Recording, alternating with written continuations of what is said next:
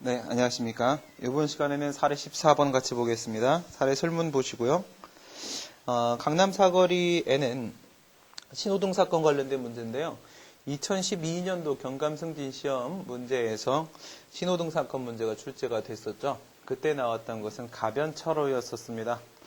지금은 이제 가변차로가 아니라 사거리로 등장하고 있습니다. 사거리로. 뭐 특별히 큰 차이는 없어 보이고요. 강남 사거리에는 서울특별시장이 설치한 차량 신호기가 있는데 밑으로 내려가 보시고 참조조문 도로교통법 제3조 보도록 합니다. 특별시장, 광역시장, 시장군수, 시장 등이라고 한다라고 되어 있고요. 현재 등장하고 있는 것은 서울특별시장입니다. 도로에서의 위험 방지하고 교통의 안전과 원활한 소통을 확보하기 위해서 필요하다고 인정하는 때에는 신호기, 안전표지를 설치 관리해야 된다라고 되어 있어서 교통안전시설이라고 되어 있죠. 신호기가 현재 포함되어 있고요. 서울특별시장이 지금 이와 같이 신호기를 설치를 했습니다. 도로교통법 제3조에 따르게 되면 신호등을 설치하는 것은요, 국가가 아니라 지방자치단체죠. 지방자치단체장이 신호기를 설치하도록 되어 있고요. 현재는 이제 서울특별시장으로 등장하고 있고, 그다음 이제 설문 2번 쪽 관련돼 갖고 이제 또 우리 얘기하다 보면은 도로교통법 제3조 1항에다가 이렇게 써놓으세요. 지방자치단체장, 이코르 권한 동그라미죠. 권한이 누구한테 있다고요? 지방자치단체장에게 권한이 있습니다. 이런 경우에는 그 사무가 과연 국가사무인가 아니면 지방자치단체의 자치사무인가 그 당의 사무의 성질과 관련돼 가지고 권한 규정에 따른 구별을 할 수 있습니다. 권한 규정이 있으면 이제 그거 가지고 이 사무의 성질을 파악할 수 있는데요. 서울특별시장이 신호등을 설치하도록 되어 있기 때문에 권한이 누구에게요? 신호등의 설치 관리 권한이 서울특별시장에게 있는 것이고 이 지방자치단체장이 속한 단체 서울특별시의 자치사무가 되는 겁니다. 우선 이제 서울특별시 자치사무라는 것까지 확인을 해봤고요. 이 신호기의 관리 업무는 도로교통법 시행령 제86조 1항의 규정에 의하여 이렇게 되어 있고요. 지금 밑에 내려가 보시면 시행령 보도록 합니다. 시행령을 보기 전에 먼저 위에 있는 도로교통법 147조 보시고요. 147조 1항 보시게 되면 시장 등은 이렇게 되어 있는데요. 3조 1항에서 시장 등이라고 했을 때 서울특별시장 포함하고 있었죠. 시장 등은 이 법에 의한 권한 또는 사무의 일부를 대통령령이 정하는 바에 의하여 지방경찰청장, 경찰서장에게 위임이나 위탁할 수 있다고 되어 있습니다. 그래서 147조 근거로 해서 지금 서울특별시장이 서울지방경찰청장에게 이 신호등의 설치관리 사무를 지금 이전을 시키는데요. 권한 위임입니다. 대통령령이 정하는 바에 의하여라고 했기 때문에 이게 바로 뭐냐면 법률 위임 규정이죠. 법률 위임 규정에 근거해서 제정된 위임 명령으로서 밑에 시행령 등장합니다. 시행령 86조 1항 보시게 되면 147조 1항에 따라서 특별시장, 광역시장은 여기서 특별시장 밑줄 그시고요. 특별시장이 다음 각호 권한을 지방경찰청장에게 위임한다라고 되어 있고 그 다음에 기초지자체장 있죠. 시장군수. 시장군수는 경찰서장에게 위탁한다라고 되어 있습니다. 위임이든 위탁이든 그 권한의 귀속점이 이전됨에 있어서만큼은 동일한 것이기 때문에 특별히 구별할 이유는 없습니다. 다음 각호에서 제1호를 보시게 되면 법 제3조 1항에 따른 3조 1항 위에서 보시면요. 신호기의 설치관리 사무에 대한 내용이 있죠. 1항에 따른 교통안전시설 이 안에 신호기 포함되어 있고요. 설치관리에 관한 권한을 위임할 수 있도록 되어 있으니까 이걸 근거로 해서 서울특별시장이 서울지방경찰청장에게 신호기 관리 사무를 위임하였다라는 걸 알 수 있습니다. 설문의 두 번째 줄 다시 올라가시게 되면 서울지방경찰청장에게 위임되어 있다. 이렇게 되어 있네요. 강남 사거리 인근에는 야생 비둘기가 무리지어 서식하고 있는데 어느 날 밤 10시경에 위 신호기를 여러 마리의 비둘기가 쪼아서 신호기 고장이 발생했다. 비둘기가 쪼아서 밑줄 그시고요. 비둘기가 쪼았다는 거 이거 우리 무엇으로 연결시킬 거냐면요. 불가항력을 인정할 수 있겠느냐 없겠느냐 이런 문제예요. 비둘기. 이 비둘기가 쪼는 것을 불가항력으로 볼 것이냐 이런 거를 이제 경찰관이 등에다가 날개를 달고 올라가갖고 비둘기와 격투를 한다 이런 문제는 아니에요. 그렇죠? 다른 방법이 있으면 되는 겁니다. 비둘기가 쪼아서 고장내지 못하게 하는 다른 방법이 있으면 불가항력이 아닌 것이겠죠. 그래서 비둘기가 쪼아서 이 부분은 이제 불가항력과 관련 논의를 하게 될 텐데 이 문제는 이제 이따가 보시게 되면요. 면책사유 논의로 하지 않습니다. 이 부분은 뭐랑 관련 논의하냐면 설치관리하자 요건과 관련돼서 논의를 하게 됩니다. 설치관리하자라고 옆에 써놓으시고요. 신호기에 고장이 발생했습니다. 서로 다른 진행 방향마다 설치된 차량 신호기가 엇박자를 내게 돼서, 그러니까 뭐 예를 들어서 갑은 이쪽 방향을 향하고 있는데 덤프트럭이 이쪽 방향을 향하고 있어요. 근데 이쪽에서 신호등이 뭐예요? 앞으로 갈 수 있도록, 그죠? 신호를 줬고 이쪽도 신호를 줬습니다. 그러면 사거리 같이 진입하다가 충돌할 수밖에 없는 상황이겠죠? 이런 식의 엇박자 뭐 생각해 보시면 되겠고요. 양쪽 모두 다 진입 신호를 같이 발송했다. 이로 인해서 강남 사거리는 그때부터 극심한 교통 혼란에 휩싸이게 되는데요. 신호기가 고장이 났을 때 바로 사고가 발생한 건 아닙니다. 그냥 혼잡만 좀 있었어요. 이 상태에서 고장난 지 24시간 밑줄 그시고요. 24시간. 이 24시간이라는 것이 무엇과 관련해서 논의가 될 거냐면요. 밑으로 내려가 보시게 되면은 괄호에서 신호기가 고장난 시점부터 갑의 사고 시점까지, 시점과 시점 사이의 구간 얘기하고 있는데, 그 기간 내에 해당 고장 사실을 알리는 112 신고 전화가 5통 접수되었다.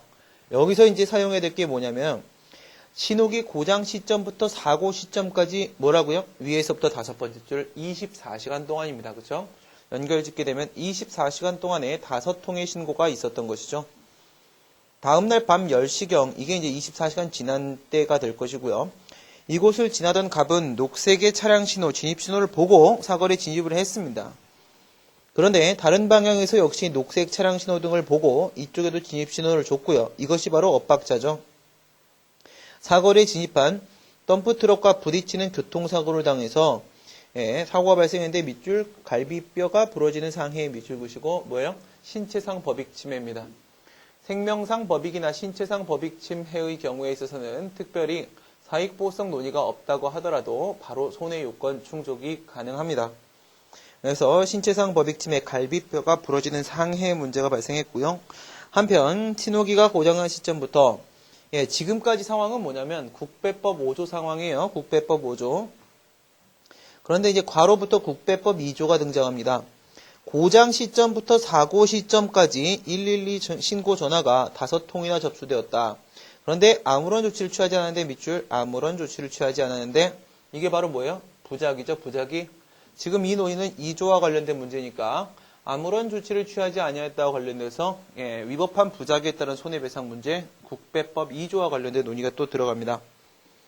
이에 대해서 서울지방경찰청장은 서울지방경찰청장 밑줄 그시고요.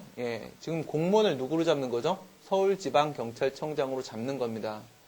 여기서 이런 생각하시면 안 됩니다. 서울지방경찰청장이 직접 신호기를 관리하나? 그럼 그 많은 신호기를 어떻게 서울지방경찰청장이 다 관리하겠습니까? 물론 이제 경찰법에서는 경찰관의 행위 자체가 경찰행정청의 행위로 의제를 하기도 합니다. 그런데 그 문제는 아니죠. 그 문제는 뭐예요? 경찰법 문제고 지금 국배법 문제이기 때문에 여기서 어떻게 처리하는 거냐면 서울지방경찰청장 밑줄 그시고 거기다가 조직과실 이론이라고 써놓았어요. 조직과실 이론. 만약에 설문에서 공무원이 누군지, 담당 공무원이 누군지가 등장을 해주면요. 그냥 그 공무원의 문제로 처리하시면 됩니다. 그런데 그렇게 담당 공무원이, 여기서는 신호등을 관리하고 있는 공무원이 누군지가 안 나오고 있죠. 이런 상황이라고 한다면 조직과실 이론 적용시키게 되고요. 조직과실 이론 적용시키게 되면 그때 공무원을 누구로 의제하게 되냐면 기관장으로 의제하게 됩니다. 기관장으로. 그죠? 보통은 이제 조직과실 이론은 어디서 많이 등장을 하게 되냐면 전투경찰 때 등장할 때 그렇습니다. 전투경찰 때. 그러니까 전투경찰 때가 등장을 했고 만약에 전투경찰 대원이 뭐 대학생을 때려서 사망케 했다. 이런 상황이 발생했는데 그 사람이 누군지 알 수 없다. 이런 경우라고 한다면 누가? 기관장, 뭐 지방경찰청장 또는 경찰서장이 때려서 사망케 한 것으로 처리를 하게 됩니다. 지금도 특별히 담당 공무원 안 나오고 있기 때문에 조직과실 이론 적용시켜서 서울지방경찰청장이 신호등을 관리하는 것으로 처리하게 되는 것이죠. 그 다음 국가 예산의 부족으로 치안 수요에 합당한 경찰관을 제대로 선발하지 못해서 신호등이 고장난 모든 교차로에 경찰관을 배치하는 것은 불가능하다고 항변을 하고 있다라고 되어 있는데요. 여기서 이 항변 내용과 관련돼 갖고 예산 부족 등장했습니다. 예산 부족 밑줄 그시고요. 이 예산 부족 때문에 교통경찰관을 신호등이 고장난 사고 지점에 배치하지 못했다라는 것을 국배법 2조로 가시면 안 됩니다. 아시겠죠? 예산 부족에 대한 문제 밑줄 그시고 국배법 5조 처리합니다. 5조로 가주시고 위에서 비둘기가 쪼아 이 부분은 5조의 배상책임 요건 중에서 설치관리의 하자와 관련돼서 논의를 하는 것이고요. 여기서 예산 부족 문제는 면책 사유와 관련돼서 논의를 하게 됩니다. 이따가 좀 더 자세히 보도록 하겠고요. 설문 1번에 국가배상 청구는 인용 가능하겠는가라고 물었는데 국배법 2조 5조 나왔습니까? 안 나왔죠. 그렇죠? 그래서 거기다가 국배법 2조 5조 불문입니다. 지금 그냥 국가배상법이죠. 그렇죠? 국가배상 청구라고 했기 때문에 손해배상 청구 중에서도 국가배상법상의 손해배상 청구 논의하고 있는 것이고요. 여기서 2조의 문제인지 5조의 문제인지에 대한 언급은 없습니다. 이런 상황이라고 한다면 신호기라는 영조물의 문제가 등장하고 있기 때문에 영조물의 설치관리 하자와 관련된 5조 논의 들어가시고요. 그 다음에 112 신고 5번이나 있었음에도 불구하고 아무 조치 취하지 않았다고 했기 때문에 여기서 위협한 부작위 관련해서 국배법 2조 등장시키시고요. 그 다음 5조와 2조를 논의를 해봤는데 배상 책임 요건을 양쪽 다 4개 그리고 7개 모두 충족해서 양쪽의 배상 책임이 모두 성립된다라고 하게 되면 그 다음 문제 또 생기죠. 2조를 근거로 손해배상 청구를 해야 될 것인가 5조를 근거로 손해배상 청구를 해야 될 것인가 이런 문제 또 생길 겁니다. 여기서 이제 청구권 경합, 법조 경합 논의를 살짝 들어갔다 빠져나오시면 되겠죠. 법조 경합까지 써주세요. 거기까지 써주시는 게 맞습니다. 왜냐하면 교수님 책들 같은 경우에 보시게 되면은요. 청구권 경합 들어간 다음에 법조 경합으로의 전환 논의가 항상 살짝 곁들여집니다. 아시겠죠? 그리고 나서 결론 내릴 때는 그냥 청구권 경합 상태를 전제 깔고 결론 내리면 되는 겁니다. 그 다음에 설문 1번에서 이제 2조, 5조에 따른 배상 책임 인정 여부에 대한 문제와 함께 경합에 대한 논의까지 들어가 주시면 끝나는 것이고요. 설문 2번에 누구를 피고로 손해배상 청구를 해야 될 것인가? 이건 뭐죠? 옆에 써놓으시고요. 배상 책임자 선정이죠. 배상 책임자 선정 이 문제는 손해배상 청구를 할 수 있는 피고가 될 수 있는 여지가 한 명한테 있는 게 아니기 때문에 그런 건데요. 그건 뭐예요? 국배법 6조 1항론입니다. 6조 1항. 6조 1항론인데 6조 1항에 따른 문제는 언제 발생하나요? 권한 위임이 있을 때 발생합니다. 권한 위임이. 왜 그러냐면 조직 내부적으로 권한 위임이 있게 되면은 그때 사무 기속 주체하고 비용 부담자가 불일치하는 상황이 발생하기 때문에 그래요. 그래서 불일치했을 때를 요건으로 하는 것이 바로 6조 1항이에요. 그래서 권한 위임이 있을 때 논의를 하게 됩니다. 설문 3번 쓰시고요. 설문 3번. 이렇게 논의 들어오면 2012년도 문제에서 여러분들 보셨죠? 2012년도 경감시험 문제에서 분명히 최종적 배상 책임자까지 물어봤었습니다. 그건 몇 조예요? 6조 2항입니다. 그래서 설문 3번 적어놓고 나서 최종적 배상 책임자는 누구인가 이렇게 써놓으시고 거기까지 고민 한번 해보시기 바라겠습니다. 6조 2항에 대한 문제고요. 특히나 이 최종적 배상 책임자 논의는 어디서는 꼭 나오는 거냐면 신호등 나오면 무조건 나옵니다. 신호등 사건 이래버리게 되면요. 판례가 있어야지 문제를 출제를 하는데 물론 이제 문제는 성립시킬 수 있어요. 하지만 판례가 있을 때 특히나 문제가 출제가 될 수 있을 텐데 안산시 신호등 사건을 생각을 해보시게 되면 거기서 구상금 청구송을 제기한 바가 있었어요. 구상금 청구송을 누가 제기를 했냐면 안산시가 국가를 상대로 구상금 청구송을 제기합니다. 그럼 지금과 똑같은 논의로 들어가시게 되면 신호등 누가 설치했겠습니까? 안산시장이 설치했겠죠? 원래 누구 사무죠? 안산시 자치사무겠죠? 안산시장이 경찰서장에게 안산시 경찰서장에게 권한 위임을 했었을 겁니다. 이런 상황이면 최종적 배상 책임자 논의를 해보시게 되면요. 사무기속주체설에 따라서 통설이죠. 사무기속주체설에 따라 갖고 결국 최종적 배상 책임자는 누가 됩니까? 안산시가 됩니다. 그럼 원래 안산시가 배상해야 될 문제인데 안산시한테 피해 국민이 손해배상 청구를 했죠. 안산시가 6조 1항에 근거해서 아니죠. 어디에 근거해서? 5조에 근거해서. 5조에 근거해서 배상을 해줬죠. 근데 안산시는 내가 관리 안 했지 않느냐 이거예요. 경찰관이 관리했으니까. 경찰이 관리했으면 경찰은 국가공무원이다. 그러면 국가 책임 아니냐? 내가 우선 배상한 것에 지나지 않는다. 라고 해서 내부적 관계에서 구상금 청구송을 제기하는데 판례 뭐라고 하나요? 그거 원래 네 책임 맞다. 이렇게 얘기하죠. 원래 네 책임 맞기 때문에 구상권 행사 불가하다라고 이렇게 판시를 합니다. 그 판례가 있어서 안산시 신호등 사건 판례가 있어서 그 판례가 뭐기 때문에 구상금 증감 청구송 판례이기 때문에 그래서 신호등 문제 나오면 최종적 배상 책임자도 보통 묻습니다. 그러니까 2012년도 경감시험 문제가 맞는 거예요. 그걸 포함시키는 게 맞는 겁니다. 그 다음에 이제 지방자치법을 보시면요. 2페이지에서 141조 나오는데요. 지금 여기다 그대로 적용시킬 수는 없지만 지금 이 상황을 여러분들이 지금 상황에다가 한번 적용을 시켜보세요. 141조 보면요. 본문 단서 끊어버립니다. 다만 앞에서 슬래시 그어버리시고요. 지방자치단체는 그 자치사무 수행에 필요한 경비와 자치사무는 지자체의 고유한 사무이기 때문에 그 비용 당연히 자기가 됩니다. 그런데 그 뒤에 보시면요. 위임된 사무에 관해서 필요한 경비도 지출한다라고 되어 있습니다. 이게 뭡니까? 앞에 141조 본문 형식적 비용부담자 규정입니다. 형식적 비용부담자. 대외적 관계에서 직접 비용을 지출하는 자가 바로 형식적 비용부담자입니다. 지방자치단체는 자치사무뿐만 아니라 기관위임사무, 위임사무라고 했을 때 단체 위임은 실무상 사용되지 않기 때문에 그냥 기관위임으로 보셔도 상관이 없고요.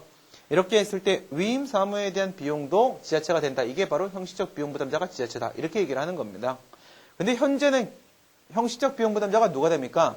국가가 되죠. 국가가 되기 때문에 이걸 그대로 적용시킬 수는 없는 상황이지만 그 다음에 다만 보시게 되면 국가사무나 지방자치단체 사무를 위임할 때는 뭐 예를 들어서 서울특별시가 관악구한테 서울특별시장이 관악구청장한테 권한위임을 했다. 이런 경우엔 여기 있는 지방자치단체 사무를 위임한 상황 이렇게 볼 수 있겠죠. 서울특별시의 사무를 위임했다. 이를 위임한 국가나 지방자치단체에서 그 경비를 부담한다. 이건 무슨 말이에요? 그 경비를 끝내 부담해야 될 사람, 즉 실질적 비용부담자죠. 실질적 궁극적 비용부담자. 그 경비를 부담한다라고 단서 부분에다가 실질적 비용부담자 규정이라고 써주시면 됩니다. 실질적 비용부담자 이걸로 처리하시면 되겠고요. 그 다음에 이제 국가배상법 제2조 보시게 되면 이제 단서는 지금 필요 없고요. 갑이 뭐 군인, 군무원, 경찰 공무원, 향토 예비군 대원 아닙니다. 국가나 지방자치단체는 밑줄 그시고 배상책임 주체죠. 국가배상법은 오직 국가와 지방자치단체만 배상책임 주체로 보고 있고요. 그래서 CF 거시게 되면 기타 공법상 법인이나 공무수탁사인이 위법한 행위를 했을 때는 과연 국가배상법을 적용시킬 수 있겠는가 이런 문제가 생깁니다. 약간 복잡한 논의고요. 그 다음 공무원 또는 공무를 위탁받은 사인하는데 여기까지가 공무원입니다. 여기까지가 공무원이고요. 공무를 위탁받은 사인은 2009년도 10월 21일자에 들어왔죠. 들어왔고 따라서 기능적 의미의 공무원, 공무수탁사인 포함됨과 동시에 행정의 보조자도 포함된다. 이렇게 보게 되고요. 직무를 집행하면서 했을 직무가 직무행위고요. 집행하면서가 바로 직무집행성입니다. 고의 또는 과실, 이거는 고의과실 요건이고요. 법령을 위반, 이게 바로 위법성 요건이고요. 하여, 이것이 인과관계고요. 타인에게 손해, 이것이 손해 요건입니다. 현재 자동차 사고 아니기 때문에 자배법상 손해배상 논의 빠뜨리시고요. 맨 끝에 이 법에 따라 그 손해를 배상한다 해서 누가 손해배상한다고요? 국가, 지자체라고 되어 있습니다. 단서는 지금 해당 사항 없고요. 5조에 대한 문제 신호등 관련해서 보도록 합니다. 5조 1항 도로, 하천, 그 밖의 공공의 영조물, 표현은 영조물이네요. 실정법상 영조물은 과연 우리가 알고 있는 무엇일까? 강학상 개념으로 돌려보시게 되면요. 도로는 뭔가요? 인공공물이죠. 하천은 뭐죠? 자연공물이죠. 그렇다면 도로와 하천을 예시하고 있다는 점에 있어서 여기서 실정법상 영조물은 우리가 알고 있는 강학상 영조물은 아니죠. 강학상 영조물은 바로 공익 목적으로 제공된 인적 물적 시설의 결합체입니다. 인적 요소가 포함되어야 되는데요. 하천 밑에 사람 죽어 있다거나 도로 밑에 사람 깔려 있다고 해서 인적 요소 포함되어 있는 건 아니고요. 이건 단순히 물적 요소 물건이기 때문에 뭐에 해당한다? 공물입니다. 공물 처리해 주시고요. 설치나 관리에 하자가 있기 때문에 여기서 설치나 관리에 하자 밑줄 그시고요. 여기서 영조물의 하자라고 되어 있지 않고 설치나 관리의 하자라고 되어 있다는 거 조심하셔야 됩니다. 위에다가 CF 것이고요. 영조물의 하자 X입니다. 만약에 영조물의 하자라고 하게 되면요. 이것은 단순한 완전한 뭐예요? 객관적 책임, 결과 책임 문제, 완전한 무과실 책임 문제 처리될 수 있습니다. 하지만 설치 관리라는 행위가 포함되어 있기 때문에 이걸 완전한 무과실 책임으로 처리하기에는 뭔가 미심적인 부분이 있죠. 그래서 설치관리의 하자 쪽에 있어서 학설 대립이 있는 겁니다. 설치관리 포함되어 있다는 거 조심하시고요. 있기 때문에는 인과관계고요. 타인에게 손해를 발생할 수 있겠다 손해 요건이고요. 역시 마찬가지로 국가나 지방자치단체가 배상 책임 주체고요. 손해를 배상해야 된다. 배상 책임 주체는 국가 등입니다. 6조 보시게 되면 6조 2항은 현재 질문 없고요. 설문 3번 우리가 걸어놨었습니다. 설문 2번은 바로 6조 1항이고요. 2조, 3조, 5조에 따라서 그러니까 국배법상 배상 책임이 인정되는 경우 말하는 거죠. 국가나 지방자치단체가 손해를 배상해야 될 책임이 있는 경우에 공무원의 선임감독 또는 영조물의 설치관리를 맡은 자 밑줄 그시고요. 공무원의 선임감독 또는 영조물의 설치관리를 맡은 자. 이렇게 보시게 되면 이거는 공무원 선임감독자 그리고 영조물 설치관리자 이렇게 볼 수 있을 텐데요. 공무원의 선임감독자하고 영조물의 설치관리자는 경계가 분명합니까? 경계가 분명하지 않죠. 그렇죠? 분명할 수가 없습니다. 왜? 영조물 관리도 공무원이 하기 때문에 그렇습니다. 그래서 영조물의 문제가 등장했을 때 2조로부터 완전히 자유로울 수가 없습니다. 그래서 양쪽의 경계가 불분명하기 때문에 판례도 말입니다. 판례도 국배법 6조 관련된 논의를 할 때 신호등 문제임에도 불구하고 영조물의 설치 관리를 맡은 자라는 표현을 쓰지 않아요. 공무원의 선임감독자라는 표현을 써요. 왜? 양쪽의 경계가 명확하지 않기 때문에 그렇습니다. 그래서 밑줄 쫙 꺼놨죠? 쫙 꺼놓은 데다가 뭐라고 쓰시냐면 그냥 사무기속주체라고 쓰세요. 사무기속주체. 그냥 사무기속주체와 그 다음에 공무원의 봉급급여 그 밖의 비용 그리고 영조물의 설치관리 비용이라고 했는데 역시 2조와 5조에 있어서 공무원의 선임감독의 문제와 영조물의 설치관리의 문제가 경계가 명확하지 않기 때문에 이런 경우 어떻게 처리해야 돼요? 그냥 거기다가 쫙 밑줄 그시고 나서 비용부담자입니다. 비용부담자. 근데 여기서 공무원의 봉급급여 그리고 그 밖의 비용, 영조물의 설치관리 비용, 비용부담자인데 이 비용부담자 안에는 무엇과 무엇이 있나요? 우리 방금 위에서 141조 봤던 것처럼 여기에는 형식적 비용부담자와 실질적 비용부담자가 모두 포함됩니다. 그 얘기는 뭐냐면 위에는 사무기속주체가 형식적 비용부담자와 불일치하는 경우도 마찬가지고 실질적 비용부담자와 불일치하는 경우도 마찬가지고 전부 다 6조 1항의 요건이 충족된다라고 볼 수 있습니다. 동일하지 아니하면 밑줄 그시고 불일치하게 되면 그 비용을 부담하는 자도 손해를 배상한다. 여기서 비용을 부담하는 자 밑줄 그시고 나서요. 비용 부담자인데 물론 형식 플러스 실질입니다. 그러면 6조 1항에 따라서 이와 같이 손해배상 청구의 피고에 추가되고 있는 건 누굽니까? 추가되고 있는 것은 바로 비용 부담자입니다. 알겠죠? 추가되는 것. 그러면 이제 어떻게 판단을 하셔야 되냐면요. 밑에다가 써놓으시는데요. 밑에 빈 공간에다가 1번 국배법 2조에 따른 배상 책임자, 2번 국배법 5조에 따른 배상 책임자, 3번 국배법 6조 1항에 따른 배상 책임자는 누굴까요? 네. 가만히 생각을 해보세요. 방금 제가 설명드린 거를 기준으로 해서 이 스튜디오에는 이 카메라 뒤쪽에 거울이 저를 비추고 있어서 처음 봤습니다. 제가 저를 보고 얘기하고 있는 것 같은 상황이네요. 잠깐 깜짝 놀라갖고 2조에 따른 배상 책임자는 사무기속주체입니다. 5조에 따른 배상 책임자는 사무기속주체입니다. 6조 1항에 따른 배상 책임자는 비용부담자입니다. 이것은 바로 형식적 또는 실질적 비용부담자 둘 중에 한 명이죠. 여러분이 답안을 쓰실 때 비용부담자가 만약에 누구다. 지금 같은 경우는 누가 됩니까? 사무기속주체가 서울특별시 이렇게 되고요. 그 다음에 비용부담자 중에서 형식적 비용부담자가 바로 국가 이렇게 돼요. 그러면 국가가 배상을 해야 된다라는 말을 할 때는요. 6조 1항에 따른 배상 책임자로서 국가는 외부적 관계에서 배상 책임을 이행해야 된다. 6조 1항이라고 하셔야 돼요. 만약에 여기서 서울특별시도 배상해야 된다 이렇게 얘기하려면요. 이거는 국배법 2조 또는 5조에 따른 배상 책임자로서 서울특별시는 외부적 관계에서 배상을 해야 된다. 이렇게 표현하셔야 돼요. 몇 조를 근거로 지금 서울특별시나 국가가 배상 책임을 이행하게 되는 것인지를 짚어주셔야 된다는 겁니다. 알겠죠? 6조 2항. 1항의 규정에 의해서 손해를 배상한 자는 내부 관계에서 손해를 배상할 책임이 있는 자에게 따로 있으면이죠. 따로 있으면 이게 바로 누구예요? 최종적 배상 책임자죠. 구상권 행사할 수 있다라고 되어 있습니다. 그 다음에 지금 이 답안이 굉장히 길기 때문에 답안을 우리 같이 체크하는 방식으로 들어가 보도록 하겠고요. 하나하나 제가 코멘트를 좀 해드리도록 하겠습니다. 3페이지 보시게 되면 설문 1의 해결. 설문 1 질문 뭐였냐면 국가배상 청구는 인용 가능하겠는가? 이거였습니다. 2조인지 5조인지 모릅니다. 모르는 상태예요. 이 문제 안에는 2조도 들어가 있고 5조도 들어가 있고 경합의 문제도 들어가 있고 신호등과 관련돼서 던질 수 있는 변수에 다 던져놨어요, 지금. 그죠? 이런 상태라고 한다면 여러분들은, 순서 이렇게 잡아서 이거 먼저 하고, 이거 그 다음에 하고, 이거 그 다음에 하고, 이렇게 해서 끝내야겠다라는, 먼저 여러분들이, 논리 흐름부터 잡으셔야 됩니다. 쟁점의 정리 보시게 되면은, 제가 쟁점의 정리라고 왜 썼는지 보통 문제점이라고 쓰는데, 왜 썼는지 느낌이 오시나요?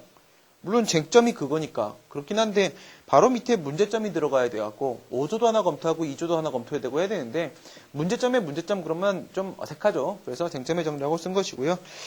갑이 제기한 국가배상 청구의 인용 가능성 관련 동그라미 1번 밑줄에 5조입니다. 5조. 5조.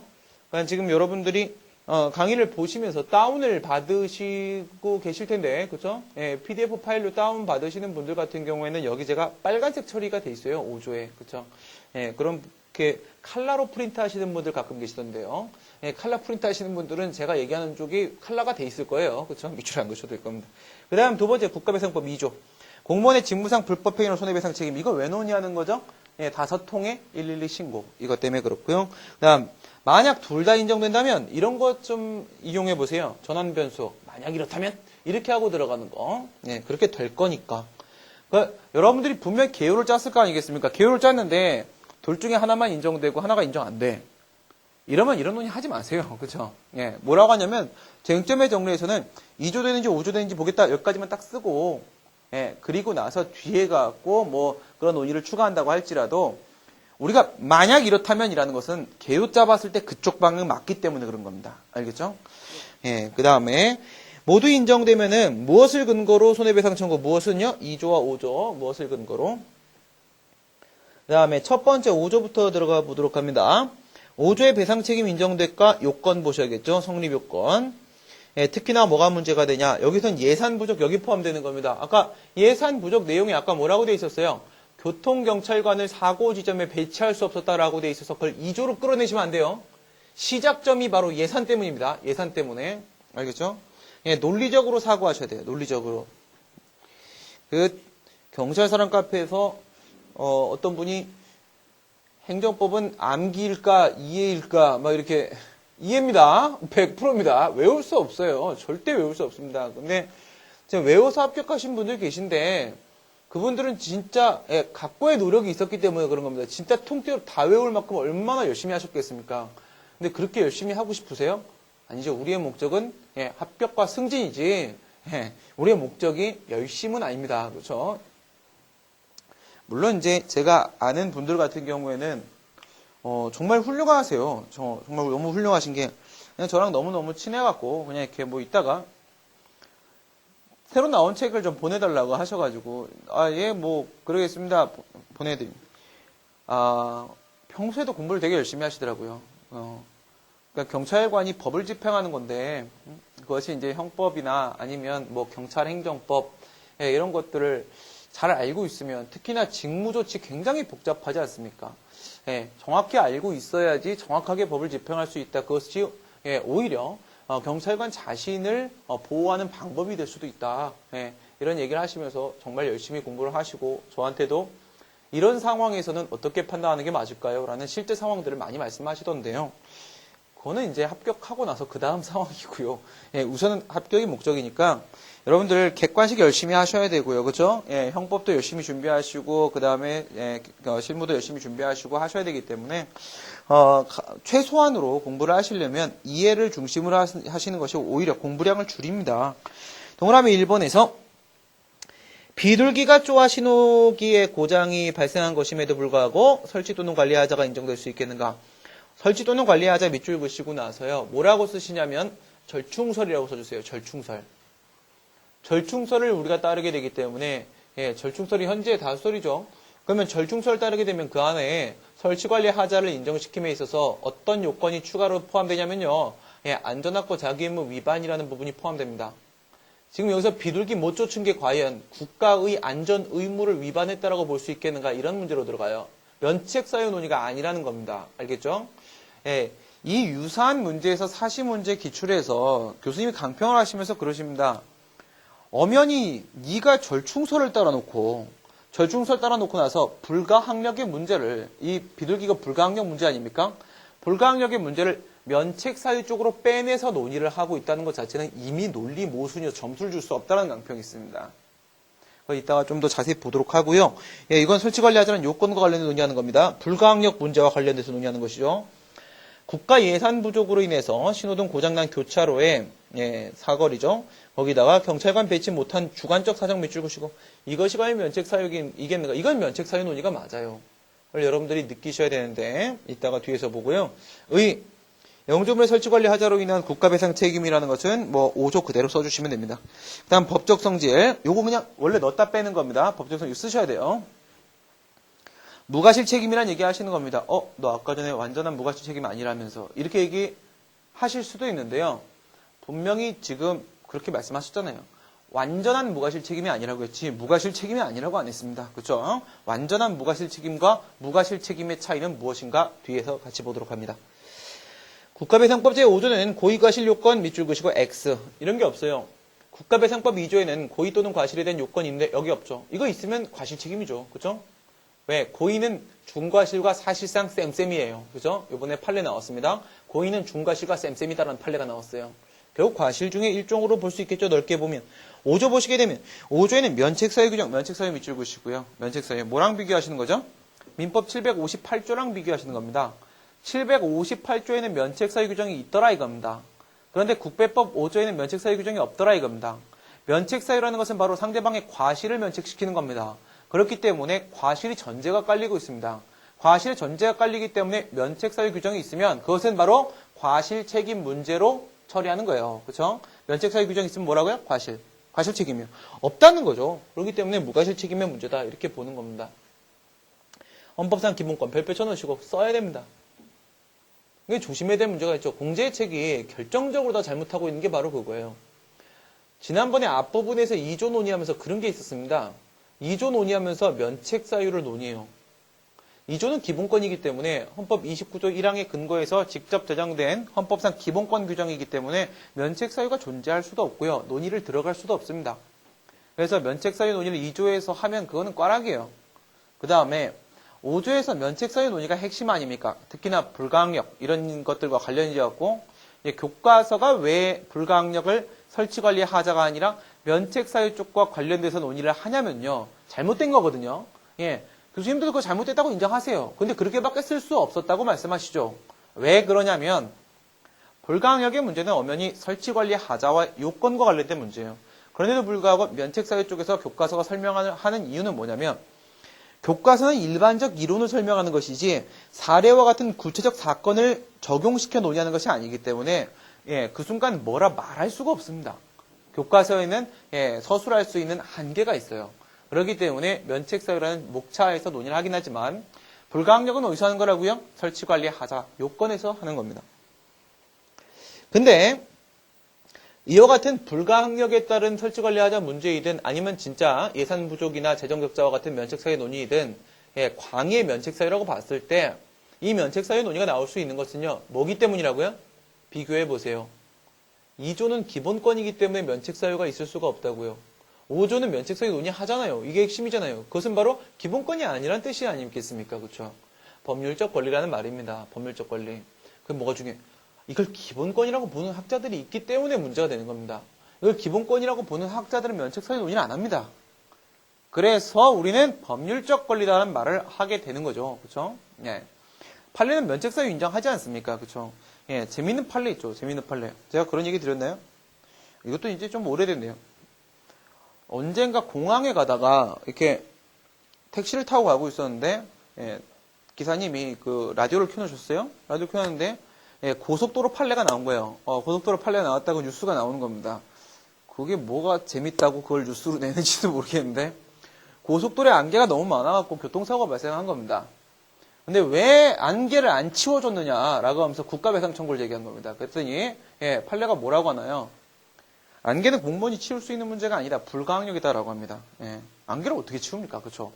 그래서 이거는 불가항력 문제가 많기 때문에 설치관리 하자가 인정이 안 돼서 배상 책임이 성립되지 않는다라고 합니다. 배상 책임이 성립되어야지만 면책이라는 논의가 나옵니다. 책임이 성립돼야 면책 이런 얘기가 나오는 거지. 요건 깨져서 성립이 안 되면 면책 논의도 안 나오는 거죠. 불가항력의 문제는 바로 뭐라고요? 면책의 논의가 아니라 설치관리 하자 요건의 문제다. 이 면책사유든 이 광의 면책사유 이런 논의를 하기 위해서 기본권이 아니야 이런 얘기를 잠깐 들어갑니다. 간단하게. 밑에 헌법상 기본권사를 보시게 되면 2조뿐만 아니라 5조도 29조에 근거가 있다. 29조 밑줄 그시고 29조의 근거를 두고 있는 것이 바로 5조다 이겁니다. 근데 그건 아니죠. 그쵸? 이건 홍정쌤이 이렇게 주장하세요. 예, 어디서? 예, 전 우주적으로 혼자서, 그쵸? 전 우주적으로 혼자서 이걸 주장을 하시는데 많이 외로우셨을 겁니다. 아니, 이 29조를 보세요, 여러분들이. 거기 영조물이니 도론이 하천이니 그런 표현이 하나로 나오는지. 예, 그 다음 법률적 권리. 758조의 공작물 점유자 책임, 여기에 대한 특별 규정을 하나 더 만든 것 뿐이다.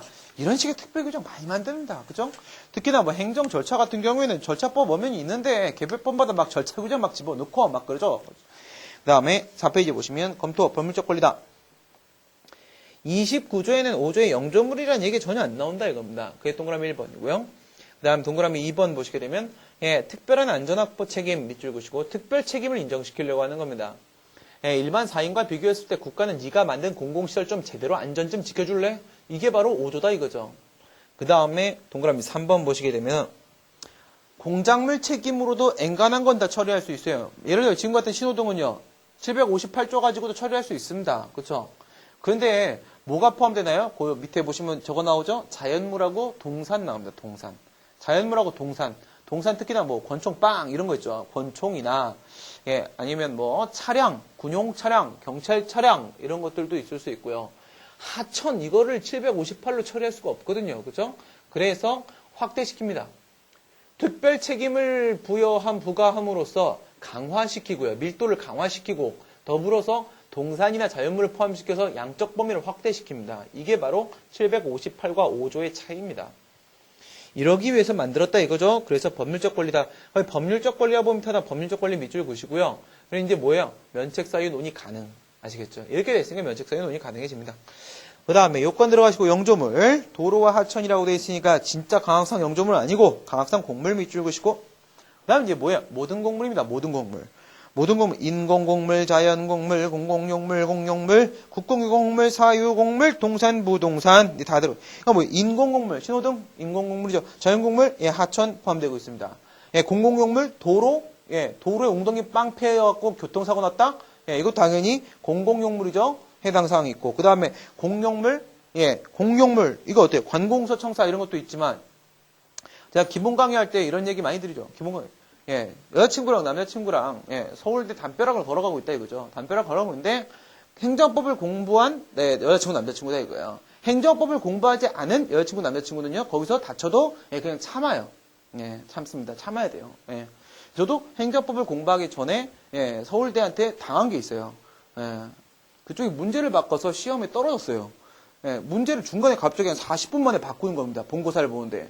그게 저는 고등학생이니까 뭐 당연한 건 줄 알았어요. 당연한 건 줄 알고 문제를 딱 바꿨는데 우리 시험 이거 행정법 비슷하게 문제가 3문제입니다. 본고사가 수학 문제가 주력 과목인데 주력이 제2외국어 수학이었는데 근데 3문제 있는데 1번 문제가 제일 사이즈가 크고요. 우리도 그렇죠. 50점 이렇게 돼 있잖아요. 예, 그걸 딱 풀었단 말이죠. 딱 풀었는데 되게 재밌는 문제였어요. B커에다 B커를 넣는데 B커에다 B커를 넣으면 B커에 B커를 넣으면 여기 부피는 어떻게 해야지? 막 이렇게 하고 풀었어요. 풀었는데, 좀 이따 와갖고, 조교라는 사람이 머리가 희끗희끗 할아버지 같은 사람 들어왔고, 저게 교수인가? 예, 애매한 거죠, 그죠? 뭐라고 하는데, 조교인가? 조교수인가? 저 뭐지? 막 애매한 거예요. 예, 근데, 거의 덤비면 안 될 것 같아갖고, 이제 받아들입니다. 문제를 바꿨죠. 문제를 바꿨는데, 밑에 한 문제를 더 풀 수 있는 시간이 안 나와요. 풀었던 문제 다시 풀까? 아니면, 이 맨 끝에까지 풀까? 고민이 드는데, 풀었던 문제 다시 푸는 게 나을 것 같다는 생각이 드는 거죠. 좀 더 빠르지 않겠냐. 그러니까 3문을 못 풀고 2문까지 딱 풀었단 말이죠. 딱 풀었는데 다음날 아침에 조선일보에 답이 나왔는데 답이 2개인 겁니다. 처음 제가 풀었던 답, 그 다음 두 번째 푸른 답이 둘 다 나온 거예요. 둘 다 맞게 처리하겠다는 거예요. 그럼 난 뭐냐 이거죠. 장난해? 그래갖고 전화를 했죠. 여보세요? 장난하십니까? 예, 나 어떡하라고요? 그랬더니 전화를 끊는 겁니다. 그럼 어떡하지? 행정법을 모르면 어떻게 해야 돼요? 그때 소송 제기하면 되는 거 아닙니까? 그렇죠? 모르죠. 뭔지 모르니까 아빠한테 혼날까봐 그냥 내 시험 못 봤어. 이렇게 하고 끝나는 거죠. 예. 서울대 담벼락이 있죠. 담벼락. 요즘에 이제 관공서 청사 이제 저희 학교 근처에 성북구청하고 그 다음에 성북경찰서가 저 학교 다닐 때는 담벼락이 있었는데 예, 담벼락이 없어졌더라고요. 담벼락이 있다 치면 이제 서울대에 아직 있으니까 예, 가다가 무너졌다. 문제 줘서 여친이 다쳤다. 그럼 어떻게 해요? 국가를 상대로 손해배상 청구하면 되죠. 그렇죠? 예, 행정법을 모르는 남친 여친은 어떻게 돼요? 그 병원 가서 자기 돈을 치료해야 됩니다. 그렇죠? 예, 그런 문제죠. 관공서청사 그 얘기하다가 담벼락 무너진 거. 국공유 공물은 국가는 국가 소유, 공유는 지방자치단체 소유의 공물. 소유권도 뭐 어느 쪽이냐 상관없다 이겁니다. 사유공물도 상관없고. 예, 가끔 이게 뭐예요? 도로 중에는 4인 소유의 도로도 있죠. 예, 근데 그것도 진짜 도로입니다. 도로기 때문에 예, 이런 경우에도 도로에 웅덩이 패여 있으면 국가배상 청구되고, 동산, 부동산에는 이제 문제되는 건 나머지 다 부동산이니까 자동차나 권총이나 경찰견, 예, 이런 경우도 경찰견이 물면 국가를 상대로 손해배상. 판례, 특정 공공의 목적에 공유된 유체물, 물적 설비를 지칭한다라고 해서 인적 요소 포함 안 시킵니다. 그렇죠? 공물 처리하고 있습니다. 사안의 신호등 공물 맞다. 그렇죠? 예, 인공 공물로서 공물 맞기 때문에 국배법 5조 영조물 패스. 그다음 설치 관리하자. 여기가 핵심이죠. 별표 쳐놓으시고 여기서 점수 사실상 다 결정됩니다. 과실 책임이냐 무과실 책임이냐와 관련돼서 학설 대립 있습니다. 문제점 보세요. 설치 또는 관리의 하자란 설치상의 하자와 관리상의 하자를 포함한다. 이거 조심하시고 설치에다가 동그라미 치세요. 설치에다가. 지금 이거 설치 관리입니다. 설치. 여러분들 2012년도 문제 생각해 보세요. 이런 얘기 나오죠. 지금은 사거리고 거기는 어떻게 돼 있어요? 가변차로죠. 가변차로. 사거리는 이래 생긴 게 사거리고 가변차로는 그런 문제가 아니죠. 가변차로는 예, 어떨 때는 요 길이 이렇게 가고 어떨 때는 같은 길인데 이렇게 가죠. 그렇죠?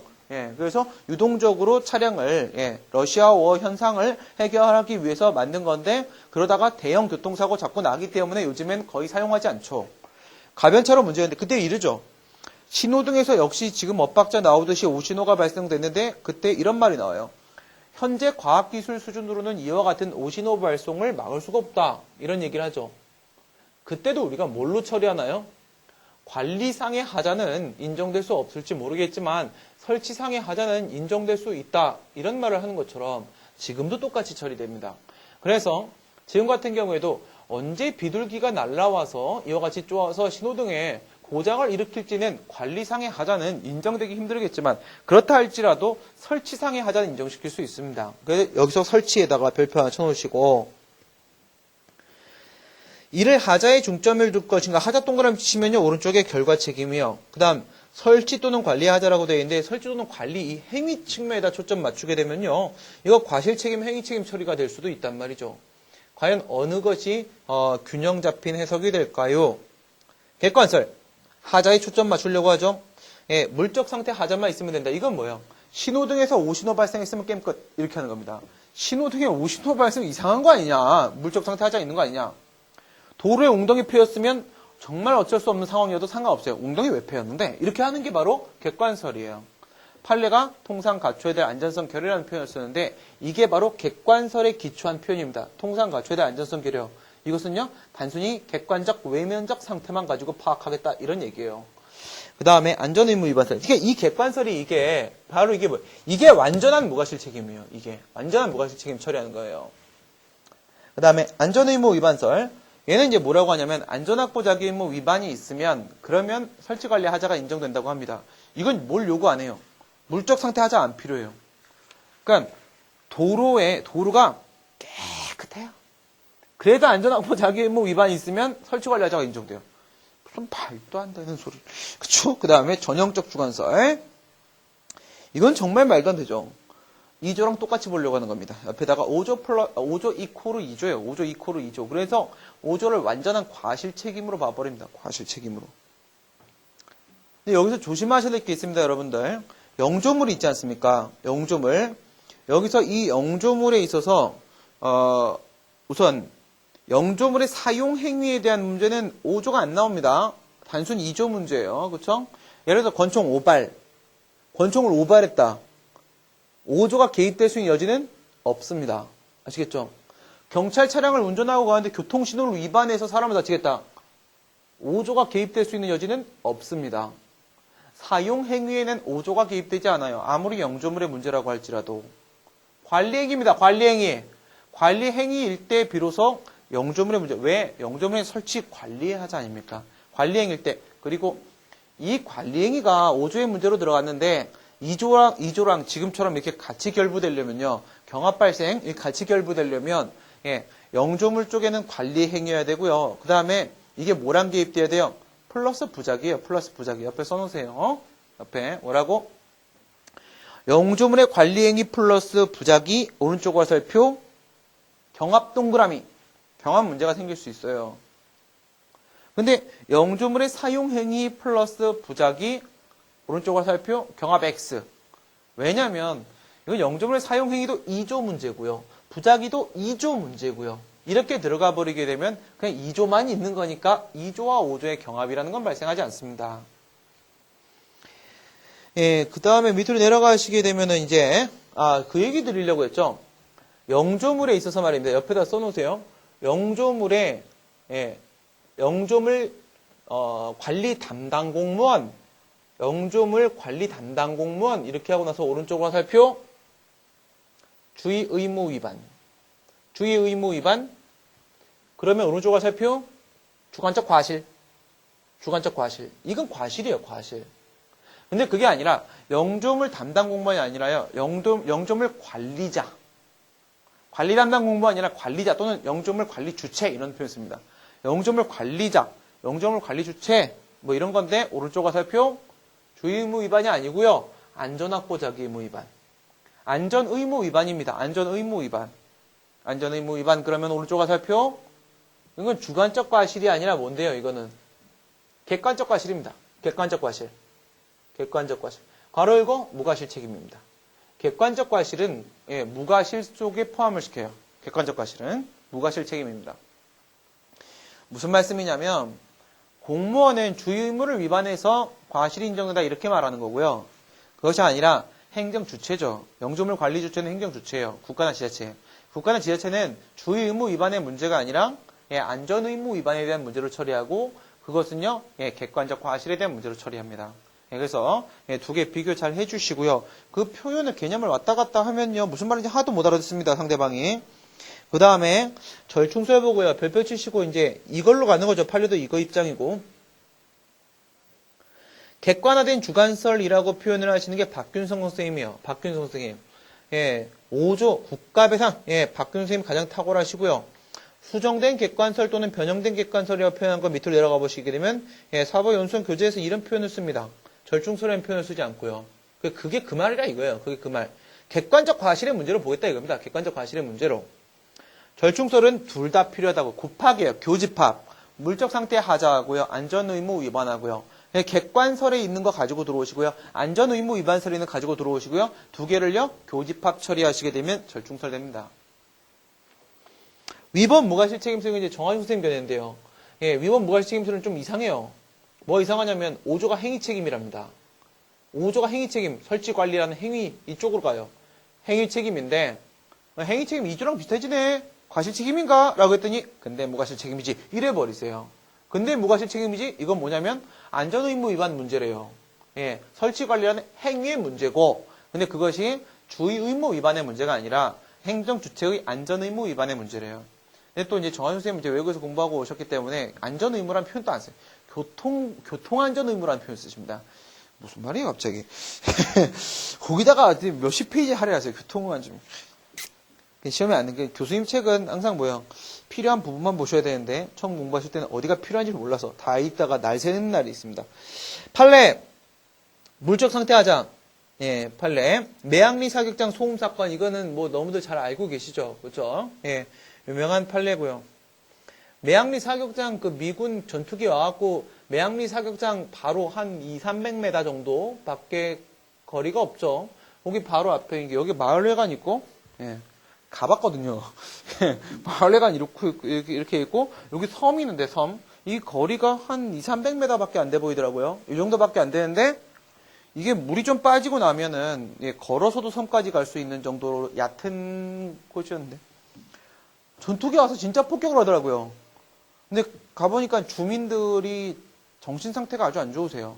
너무 시끄러워가지고 그 다음에 가축들이 뭐 다 병 걸려 있고 막 이런 상태인데 그때 손해배상에서 이겼죠, 그렇죠? 매학리 사건 이거 얘기하는 건데 영조물의 설치 관리라는 것은 바로 무엇이다? 통상 갖춰야 될 완전성, 안전성의 완전성을 표현해서 같은 표현입니다, 그렇죠? 통상 갖춰야 될 안전성 이러면 아까 객관설이라고 했습니다. 객관설 이 표현은 객관적 견지에서 본 안전성, 객관설 취하는 판례고요. 근데 이제 뿐만 아니라 통상 갖춰야 될 안전성, 물적 상태 하자뿐만 아니라 밑에 보시면요. 여기 이제 3개 밑줄입니다. 첫 번째, 사회통념상 일반적으로 요구되는 방호조치 의무, 이렇게 방호조치 의무 밑줄 그시고 방호조치 의무.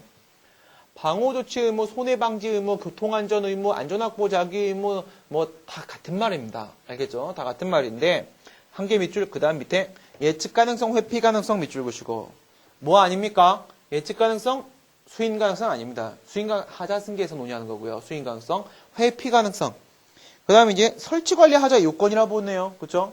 예, 설치 관리 하자 요건으로 봐요. 배상 책임을 바로 안 꽂았습니다. 그쵸? 이거 어떤 식으로 얘기하는 거냐면 이런 식으로 얘기하는 거예요. 이게 국가 능력이에요. 국가 능력. 그러니까 우리도 아이의 능력이 요거밖에 안 되는데 걔한테 이만큼 못한다고 막 얘기하면 스트레스만 받아요. 그쵸? 정신병 걸립니다. 그러니까 이게 똑같아요. 국가 능력 요거밖에 안 된다 이거예요. 요거밖에 안 되는데 이 안쪽이다 이거죠. 이 안쪽이다. 그 다음에 이거 바깥쪽이다. 이렇게 보시게 되면은 이 네모가 뭐냐면 네모가 국가의 능력 범위 즉 관리 능력이에요. 이게 국가의 관리 능력 범위입니다. 관리 능력이 요만큼인데 여기서 안쪽이라고 한다면요. 국가에 뭐가 인정돼요? 안전확보 자기 의무가 인정돼요. 안전 의무가 인정됩니다. 밖에는 국가의 안전 의무라는 것이 인정이 안 돼요. 국가배상법 2조 여러분들 한번 생각해 보시게 되면 우리 그런 말 많이 하죠. 공무원의 주의 의무 위반이라고 했을 때 공무원의 주의 의무의 범위가 과연 어느 정도인가? 우선 이런 얘기를 해요. 주의 의무를 고도화시켜가지고 성실한 평균적 공무원의 주의 의무를 기준으로 해서 넓게 봐줘요 우선. 그렇다 한들 뭐라고 하죠? 판례가 이런 표현을 쓰죠. 위헌인 법률에 근거한 처분을 했다. 공무원이 법을 집행하는 것이지 법률이 헌법에 위반되는지의 문제는 공무원이 신경 써야 될 문제 자체가 아니기 때문에 공무원의 주의 의무의 범위 밖의 문제여서 주의 의무 위반도 없다. 과실이 인정되지 않는다. 이래버리죠. 위헌인 법률에 근거한 처분 문제가 위협한 처분 문제가 등장했을 때요. 주의 의무의 범위 네모 바깥의 문제이기 때문에 주의 의무 적용이 안 되고 위반도 없고 과실이 없어. 이런 거랑 똑같아요. 그런데 공무원이 기준이었다면 지금은요. 행정주체가 기준이에요. 행정주체의 관리 능력 이걸 이렇게 봤을 때 바깥쪽에는 안전 의무 자체가 적용이 안 되니까 위반도 있을 수가 없습니다. 이렇게 돼 있고 그러면 여기서 안쪽이야 바깥쪽이야라는 이 기준은 뭘로 잡는가요? 예측 회피입니다. 예측 회피. 예측 가능성, 회피 가능성. 이 예측 가능성, 회피 가능성이 있으면 안쪽이에요. 그렇죠? 예측 가능성, 회피 가능성이 없으면 이 바깥쪽입니다. 예를 들어서 슈퍼컴퓨터를 사용한다고 할지라도 그 정도의 강우량이 비가 올지는 도저히 알 수가 없어서 국가도 알 수 없는 거예요. 그렇죠? 판례 보면 몇 년 잡습니까? 600년, 1000년. 그렇죠? 600년, 1000년. 그러니까 광개토 대왕이 말 달리던 시절에 왔던 비를 어떻게 아냐 이겁니다. 그렇죠? 이건 알 수가 없다 이거예요. 그다음에 아까 전에 고속도로의 안개, 국가의 능력이 그렇죠? 국가란 실체도 없는데 그러면 공무원 다 총동원 해보자. 공무원 총동원해 하면 안개를 없앨 수 있을까? 못 없앤다 이거죠. 불가능하다. 그러면 이와 같은 경우에 있어서는요. 여기는 어떻게 되는 겁니까? 여기는 예측 가능성, 회피 가능성 자체가 없어서 불가항력이 인정되는 곳이에요. 여기 불가항력이 인정돼요. 여기는 어떻게 돼요? 여기는 불가항력 영역이 아니에요. 이 정도는 알아서 회피했어야 됩니다. 그러니까 이 안쪽이라고 한다면 이 안에서 손해가 발생했으면 안전확보 자기의무 위반이 인정되고요. 설치관리 하자가 인정돼요. 그럼 배상 책임 인정돼요. 바깥쪽이라고 한다면 불가항력이 된 거예요. 우리가 말하는 그 불가항력이요. 불가항력이네? 이럴 때 바깥쪽이에요. 불가항력이라고 하게 되면 안전의무 위반이 존재하지 않아요. 절충서를 따르게 되면 안전의무 위반이 없으면 설치관리 하자가 인정이 안 돼요. 인정이 안 돼? 배상 책임 인정이 안 돼요. 이렇게 간다고요. 그렇죠? 이런 거 얘기하는 겁니다. 그래서 지금 뭐라고 했냐면 방호조치 의무를 다했는지 안전 의무를 다했는지 기준으로 해서 예견 가능성, 회피 가능성이 없는 경우에는 즉 방호조치 의무의 적용 범위 바깥쪽이라고 한다면 즉 불가항력 상황이라고 한다면 뭐라고요? 설치관리 하자가 인정될 수 없다라고 했으니 설치관리 하자 유무를 판단함에 있어서 뭘 개입시켰나요? 방호조치 의무, 안전 의무를 포함시켰어요. 이걸 포함시켰으면 이제 셋 중에 하나죠. 셋 중에 하나. 첫 번째, 안전의무 위반설, 두 번째 절충설, 세 번째 위법 무과실 책임설, 이 세 가지 중에 하나가 안전의무가 포함되니까 셋 중에 하나인데, 검토 내려가 보시면 영조문의 하자가 아니라 영조문의 설치관리 하자라고 했기 때문에 우선 객관설은 아니다 이런 얘기한 겁니다. 객관설은 아니다. 그 다음에 5조. 5조는 결과 책임, 상태 책임에 대한 문제니까 물적 상태의 하자에 대한 문제는 포함될 수밖에 없지 않는가.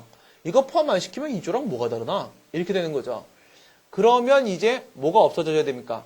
행위 책임으로 봤던 위법 무과실 책임설은 없어져 주시는 게 맞겠고요. 그 다음에 안전의무 위반설은 오직 안전확보 자기의무 위반만 얘기하니까 그것도 없어져 주는 게 맞겠죠. 그래서 물적 상태 하자도 필요하고 그 다음에 안전의무라는 건 필요한 건 맞다. 이건 조리법상 당연히 인정되는 거니까. 그렇죠?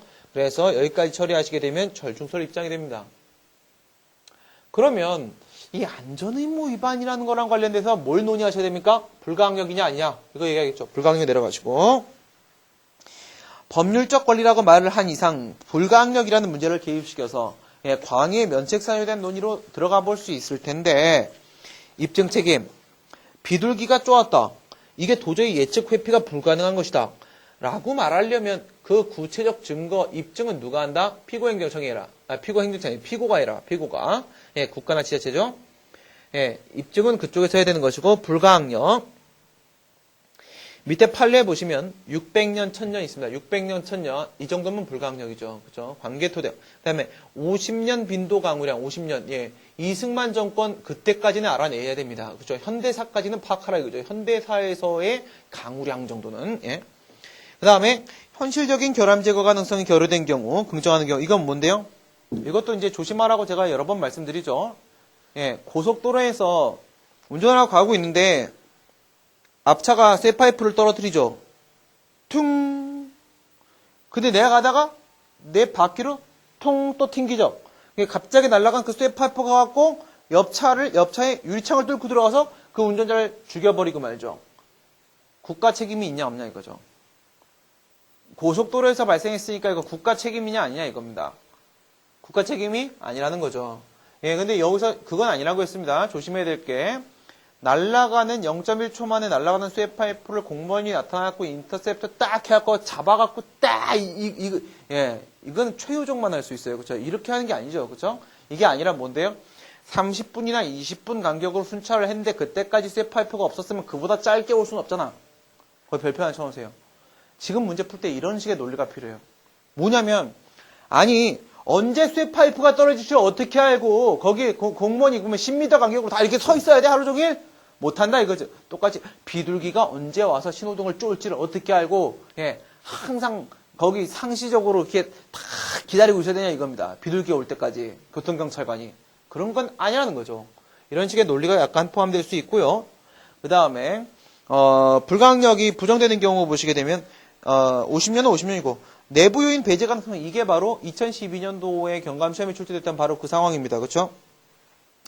적정 전압보다 낮은 전압이 발생을 해갖고 갑자기 같은 순간에 동시에 파란불이 켜지는 거죠. 모순 신호가 발생해요. 근데 얘가 뭐라고 하냐면 이런 주장을 하죠. 현재의 과학기술 수준으로는 이와 같이 낮은 전압으로 인해서 발생하는 오신호를 막을 수가 없다. 이런 주장을 하는데 그럼 판례가 뭐라고 하나요? 배상 책임 인정해버리죠. 뭐라고 인정하나요? 못 막아? 막아야지. 이렇게 얘기하는 게 아니에요. 국가는 그 정도 막아야지. 아니 전압이 갑자기 낮아지는 거 어떡합니까? 그거를. 그죠? 이건 막을 수 없다 그랬을 때는 판례가 하는 말은 이거죠. 그걸 못 막을 거였으면 그쪽에 신호등을 설치하지 말았어야 된다. 이거죠. 그렇죠? 관리할 수 없는 거면 설치를 하지 마라. 이런 얘기인데 이 논리가 또 여기도 별표 쳐놓으세요. 위에 있는 두 번째 판례와 여기 있는 두 번째 판례가 지금 이 문제 적용이 되는데 위에 있는 두 번째 판례는 지금 신호등 문제에서요. 비둘기 언제 와서 쫄지 모르니까 그러면 경찰관이 뭐 허수아비처럼 가만히 이렇게 있을 수는 없는 거니까 그렇죠? 관리 가능성을 배제시킵니다. 그 범위 안에서 관리의 하자라는 범위 내에서의 불가항력을 인정시킬 수 있어요. 하지만 설치의 하자라는 범위 내에서의 불가항력은 인정될 수가 없습니다. 왜? 적정 전압보다 낮은 전압 때문에 발생하는 오신호를 막을 수 없었으면 설치하지 마! 라고 얘기했던 논리를 그대로 갖고 오시게 되면 비둘기조차 막을 수 없었다면 독수리는 더 못 막겠네? 이런 거죠. 그럼 신호등 설치하지 마. 이렇게 말할 수 있어요? 말할 수 있죠. 왜? 신호등에다가 카바 씌우면 되잖아요. 카바 씌우면. 우리가 핸드폰도 여기 기승할까봐 카바 씌우고 다니는데 신호등에 카바 씌워갖고 비둘기 와도 소용없게 만들면 되잖아요. 그렇죠? 아니면 신호등 위에다 허수아비를 세워놓든지 방법이 없는 게 아니잖아요. 불가항력이 아니라고요. 설치의 문제에서는 불가항력이 아니라는 겁니다. 설치 또는 관리니까 둘 중에 하나만 걸리면 되는데 설치하자 걸리지 않습니까? 그래서 이 판례를 여기다 갖다 꽂으시면 돼요. 예, 소결 보시게 되면 그런 얘기입니다. 엇박자를 냈는데 이와 같은 것 우선 물적 상태 하자 인정됩니까? 신호등의 오신호 발송은 신호등이 오신호 발송했다 그건 이상한 거잖아요. 이러면 다 물적 상태 하자 인정돼요. 우선. 그럼 이제 남는 게 뭔데요? 안전의무 위반이 있냐 없냐 이게 바로 절충설에 따른 문제죠. 이렇게 했을 때 비둘기가 쪼았어? 정말? 예, 그렇다고 할지라도 그 밑에 네 번째 줄 보시게 되면 교통경찰관이 매 순간 신호기의 불근을 지켜서 비둘기를 쫓는 것은 허수아비가 아니고 사람인 이상 불가능하다. 예, 따라서 관리상의 하자는 인정되기 힘들지라도 관리상의 하자 밑줄 보시고 이거 범위 안에서는 불가항력이 인정될 수 있다고요. 이거 범위 안에서는 설치를 전제로 했다면 그렇죠. 그런데 그렇다면 처음부터 신호기를 설치할 때부터 야생동물의 훼손행위를 막기 위한 외부 커버나 아니면 예쁘게 생긴 허수아비를 세워놓는 방법은 어떨까? 이런 거죠. 방법이 없는 건 아니다 이거죠. 그래서 설치상의 하자는 인정될 수 있다. 그러면 설치관리 하자 인정되죠. 손해, 예, 신체상 법익 침해는 당연히 인정됩니다. 인과관계 깨지는 경우가 없습니다. 그럼 이제 중간 결론에서 5조에 따른 배상 책임은 인정이 되겠죠. 예, 우선 여기까지입니다. 그러면 1시간이 됐으니까 잠시 쉬었다가 2조 문제로 다시 연결시키도록 하겠습니다.